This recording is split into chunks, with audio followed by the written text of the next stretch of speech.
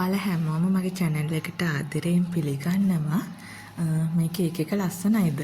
මේ තියෙන්නේ මම අම්මගේ බර්ත්ඩේ එකට හදපු කේක් එක. මේක හැදුන විදිහ තමයි මම අද ඔයාලට අරගෙන ආවේ. එහෙනම් අපි වීඩියෝ එකට ගිහින් කේක් එක හැදුන විදිහ බලමු. මුලින්ම බෝඩ් එකේ අයිසින් ටිකක් ගාගෙන කේක් සෑන්ඩ්විච් කරගන්න තමයි මම මේ ලෑස්ති වෙන්නේ. මෙතන මම කේක් 3ක් අරගෙන තියෙනවා. මුලින්ම මේ පළවෙනි කේක් එක සෑන්ඩ්විච් කරගන්නවා. බටර් අයිසින් එකෙන් සෑන්ඩ්විච් කරගෙන ඒට උඩින් මෙල්ට් කරපු චොකලට් ටිකක් දා ගන්නවා. ඊට පස්සේ ඒටත් උඩින් එන්නේ කජු ටිකක් දා ගන්නවා. එහෙම දාගත්තාම කේක් එක හරිම රසයි. ඔයාලත් කේක් හදන කෙනෙක් නම් මේ විදිහට කරලා බලන්නකෝ. දෙවෙනි කේක් එකත් සෑන්ඩ්විච් කරගන්න තමයි මම මේ ලෑස්ති වෙන්නේ. ඒකටත් බටර් අයිසින් එකෙන් කේක් එක සෑන්ඩ්විච් කරගෙන ඒට උඩින් මෙල්ට් කරපු චොකලට් ටිකක් දාගෙන ඊටත් උඩින් කජු ටිකක් දා ගන්නවා. මෙතන මේ හાર્ට් ෂේප් කේක් කොටස මම 500 ට්‍රේ එකේ තමයි බේක් කරගත්තේ. හැබැයි මම හදන්න ඉන්න ඩිසයින් එකට ඒ කේක් එක ලොකු වැඩි කියලා හිතුණා. ඒ නිසා වටින් කපලා හાર્ට් ෂේප් එක අරගෙන ඉවරලා ග්‍රෑම් 250ක විතර වගේ කේක් එකක් තමයි මම එතන අරගන්නේ. තුන්වෙනි කේක් එකත් මම ඒ විදිහටම සෑන්ඩ්විච් කරගන්නවා. චොකලට් ටිකක් දාගෙන කජු ටිකක් දාගෙන ඒ කේක් එකත් ඒ විදිහටම සෑන්ඩ්විච් කරගන්නවා. මේ කේක් එක මම හදාගෙන තියෙන්නේ අඟල් 6ක් පළල අඟල් 2ක් උස gram 500 round shape cake tray එකේ. මම ඔයාලට කියන්න ඕනේ මම කේක් හදන්න කෝස් එහෙම කරලා නැහැ. ඉතින් මම වීඩියෝ එහෙම බලලා තමයි මේ විදිහට කේක් හදන්නේ. මොකද මම ඔයාලට ඒක කියන්නේ කලින් වීඩියෝ වල මගෙන් කීප දෙනෙක් එක එක ප්‍රශ්න අහලා තිබ්බා. හැබැයි මම දන්න විදිහට ඒවට උත්තර දුන්නා. මම එහෙම ලොකුවට දන්නේ නැහැ. හැබැයි මම දන්න දේවල් ඔයාලට කියලා දුන්නා. තව මගෙන් අහලා තිබ්බ බටර් අයිසින් එක හදන විදිහ, ඒ වගේම කේක් එකක් අපි උස්සට හදන විදිහ මම මේ වීඩියෝත් ඔයාලට අරගෙන එන්නම්. දැන් මම මේක කේක් එක ක්‍රම් කෝඩ් එක කරගත්තා. අපි ක්‍රම් කෝඩ් එක කරගන්නේ තුනී අයිසින් ලේ එකක් තමයි මෙතනදී පාවිච්චි කරන්නේ. මොකද ෆයිනල් කෝඩ් එකට අපි ටිකක් වැඩියෙන් අයිසින් එක පාවිච්චි කරනවානේ. ඒ නිසා මෙතන ක්‍රම් කෝඩ් එකට අපි පොඩි අයිසින් ප්‍රමාණයක් තමයි පාවිච්චි කරන්න ඕන. ක්‍රම් කෝඩ් එක වුණත් අපි පිළිවෙලකට නීට් එකට කරගන්න ඕනේ. එතකොට තමයි කේක් එකේ ෆයිනල් ලුක් එක හරි ලස්සනට එන්නේ. අනික මම ක්‍රම් කෝඩ් එකට පාවිච්චි කරන්නේ ෆයිනල් කෝඩ් එකට ඇප්ලයි කරගන්න බටර් අයිසින් එකම තමයි. අපේ බටර් අයිසින් එක හරි පදමට හදාගත්තාම ක්‍රම් කෝඩ් එකට වගේම ෆයිනල් කෝඩ් එකටත් ඒකම ඇප්ලයි කරන්න පුළුවන්. ඒ විදිහට බටර් අයිසින් එක හදාගන්න රෙසිපි එක මම ඔයාලට වීඩියෝ එකකින් අරගෙන එන්නම්. දෙවෙනි කේක් කොටසත් මම ඒ විදිහටම ක්‍රම් කෝඩ් කරගන්නවා. මම මේ ඩිසයින් එක හදන පළවෙනි වතාව. ඒ නිසා ලොකු බයකින් තමයි මේ ඩිසයින් එක හදන්න ගත්තේ. හැබැයි ප්‍රශ්නයක් උනේ නෑ. මොකද අම්මට හදන කේක් එකනේ, මේක ගෙදරටනේ. ඒ කියන්නේ කස්ටමර් කෙනෙක්ට දෙන එකක් නෙමෙයි නිසා අවුලක් නැතුව ඉතින් පුරුදු වෙන්න වගේ හැදුවා. ලොකු නීට් එකක් බලාපොරොත්තු වෙන්න බැරි වුණත් යම් තාක් ප්‍රමාණයට මම ඉතින් හිතනවා කේක් එක හොඳට ආවා කියලා. ඔයාලත් අවසන් වෙනකම් බලලා කේක් එක කොහොමද කියලා මට කමෙන්ට් එකක් දාන්නකෝ. ක්‍රම් කෝඩ් එක කරන එකත් අපි පිළිවෙලකට නීට් කරගන්න ඕනේ. එතකොට තමයි අපේ කේක් එක අවසානට ෆයිනල් කෝඩ් එක ඇප්ලයි කරගත්තට පස්සේ හරි ලස්සනක් එන්නේ. අපිට ලස්සනට නීට් කරගන්න පුළුවන් ක්‍රම් කෝඩ් එක පිළිවෙලට කරගත්තට පස්සේ. දැන් කතාවෙන් කතාව මම තුන්වෙනි කේක් කොටසත් ක්‍රම් කෝඩ් කරගන්නවා. ක්‍රම් කෝඩ් කරගෙන විනාඩි 5ක් ෆ්‍රිජ් එකේ දාලා තියන්න ඕනේ. එතකොට සාමාන්‍ය කේක් එක කූල් වෙනවනේ. එතකොට අපිට ෆයිනල් කෝඩ් එක කිසිම ප්‍රශ්නයක් වෙන්නේ නැතුව ලස්සනට නීට් කරගන්න පුළුවන්. බටර් අයිසින් එක හොඳට ඇප්ලයි කරගන්න පුළුවන්. කේක් හදනවා කියන්නේ භාවනාවක් වගේ වැඩක් තමයි. ඒක කේක් හදන හැමෝම දන්නවා ඇති. ඉතින් මම නම් කේක් එකක් හදන්නේ හරිම ආසාවෙන්. මොකද මං හරිම ආසයි කේක් හදන්න. මුලින්ම oven එකක් නැති කාලේ වුණත් මං ගෑස් ලිපේ ගෙදරට කන්න කේක් හැදුවා. මම කේක් කන්නත් හරි ආසයිනේ. ඒ නිසා කේක් හදන්නත් හරිම ආසයි.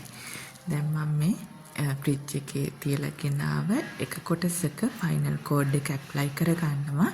මම මේ කොටසට කිසිම කලරින් එකක් පාවිච්චි කරන්නේ නැහැ. මම මේකට සුදු වර්ණෙවත් පාවිච්චි කරලා නැහැ. නිකම්ම නෝමල් බටර් අයිසින් එකේ කලර් එකම තමයි මේ තියෙන්නේ. ඒකේ අයිසින් ඇප්ලයි කරගෙන දැන් මම මේ නීට් කරගන්නවා. දැන් අපි නීට් කරගන්නවා කියන්නේ හරිම අමාරු වැඩක් නේ.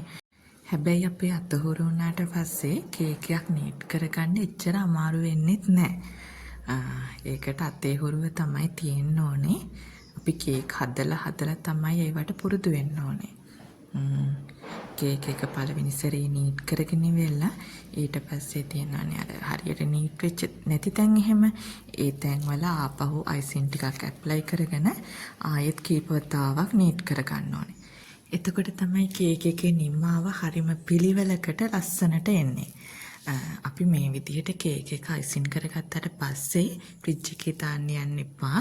අපි කේක් එකක් ෆ්‍රිජ් එකේ දාන්නේ ක්‍රම් කෝඩ් එක කරගෙන විතරයි. ඒත් විනාඩි 5කට විතර වගේ තමයි ෆ්‍රිජ් එකට දාන්න ඕනේ. මොකද අපි අයිසින් කරගන්න කලින් වුණත් කෝම්බින්ගෙන් බේරගන්න කියලා වෙලා කේක් එකක් ෆ්‍රිජ් එකේ දාන්න යන්න එපා. එතකොට හෝම්මේඩ් කේක් එක එන රසය එන්නේ නැහැ කේක් එකේ. පේනව නේද? දැන් මම මේ නීට් කරගත්ත කේක් එක හරි ලස්සනට තියනවා කියලා තමයි මට නම් හිතෙන්නේ. ඔයාලටත් කොහොමද හිතෙන්නේ කියලා කමෙන්ට් එකක් දාන්න. මම දැන් heart shape කේක් කොටසෙත් ෆයිනල් අයිසින් එක ඇප්ලයි කරගන්නවා. මෙතනදී මම රසාක්කෝ බ්‍රෑන්ඩ් එකේ රෝස් පින්ක් කලර් එකෙන් චූටි බින්දු දෙකක් විතර වගේ දාලා තමයි මේ චාම් කලර් එක ගත්තේ. ගොඩ කලර් පාවිච්චි කරේ නැහැ මට. මොකද මට ඕන උනේ හරි චාම් කලර් එකක් මේ කොටසට. ඒ නිසා බින්දු දෙකක් විතර වගේ දාලා තමයි මේ කලර් එක හදාගත්තේ. ඒකත් මම දැන් මේ විදිහට නීට් කරගන්නවා. ඒ කොටස නම් නීට් කරගන්න මට චුට්ටක් විතර වගේ අමාරු වුණා. මොකද මම ඔයිට කලින් heart shape කේක් හදලා නැහැ. මේ තමයි පළවෙනි වතාව. එතකොට තුන්වෙනි කේක් කොටස තමයි දැන් මම මේ විදිහට ෆයිනල් කෝඩ් එක ඇප්ලයි කරගන්නේ. මේකට මම පාවිච්චි කරපු කලර් එක තමයි ඒත් රසාක්කෝ බ්‍රෑන්ඩ් එකේ ක්‍රිස්මස් රෙඩ් කලරින් එකයි මෙරුන් කලරින් එකයි තමයි මම පාවිච්චි කරේ. ඒ දෙක පාවිච්චි කරලා තමයි මේ කලර් එක මේකට ගත්තේ. ඒකත් මම මේ විදිහට නීට් කරගන්නවා. හැබැයි මම ඒ කලරින් දෙකම පාවිච්චි කරාට මම ඒ කියන්නේ ඒ කලරින් මම ටිකක් වැඩිපුර පාවිච්චි කරා. මොකද මට මේ කොටසට ටිකක් තද වර්ණයක් තමයි ඕන උනේ. හැබැයි මෙහෙමයි කලරින් ටිකක් වැඩිපුර පාවිච්චි කරනකොට අපි ටිකක් අවධානයෙන් ඉන්න ඕනේ. මොකද අයිසින් එක දිය වෙන්න පුළුවන්. ඒ නිසා මේ ඒක ගැන චුට්ටක් හිතන්න ඕනේ. අපි ටිකක් තද වර්ණයක් ගන්න කලරින් පාවිච්චි කරනකොට අපි කලරින් ගොඩක් දානවනේ. එතකොට අයිසින් එක දිය වෙන්න බලනවා. ඒ වගේම අයිසින් එක දිය වෙන්න බලනවා වගේම අපි අයිසින් එකේ තිත්ත රසක් එන්න පුළුවන් කලරින් වැඩි වුණොත් එහෙම. ඒ ගැනත් අපි ටිකක් සැලකිලිමත් වෙන්න ඕනේ. දැන් මම මේ විදිහට අවසාන කේක් කොටසත් නීට් කරගන්නවා. ඔයාලට පේනවා ඇති ඒ කොටසත් හොඳ ලස්සනට නීට් වෙලා තියෙනවා කියලා. ඊළඟට නම් තියෙන්නේ අමාරුම වැඩේ. ඕක තමයි. බොහොම අමාරුවෙන් තමයි මම ඕක කරගත්තේ. මොකද මං කියවනේ මම මේ විදිහේ කේක් එකක් හදන පළවෙනි වතාව කියලා. ඒ නිසා මට හුරු නෑ ඒ දේවල් හරියට කරන්නේ කොහොමද කියන එක මම දන්නෙත් නැහැ. ඉතින් මට මෙතන නම් කේක් එකේ නීට් එක ටිකක් නැති වුණා කියලා හිතුණා. මොකද මට වැඩට යන්නත් වෙලා ගිහිල්ලා.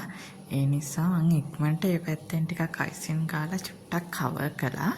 ඊට පස්සේ ඒ වගේම තමයි අපි අර කේක් එක බැලන්ස් කරන්න මේ හිටවනනේ අර මොකද්ද මේ ස්ටික් එකක්. ඒක උස වැඩි. ඒක කපන්න බෑ හයියයි. ඒ නිසා මේ මම ඒක ටිකක් මේ ක්‍රවුන් එකෙන් කවර් කරා. හැබැයි ඒක පේනවා. මම ඒක ගැන වැඩි හිතුවේ නෑ මේ ගෙදරට හදන කේක් එකක් නිසා.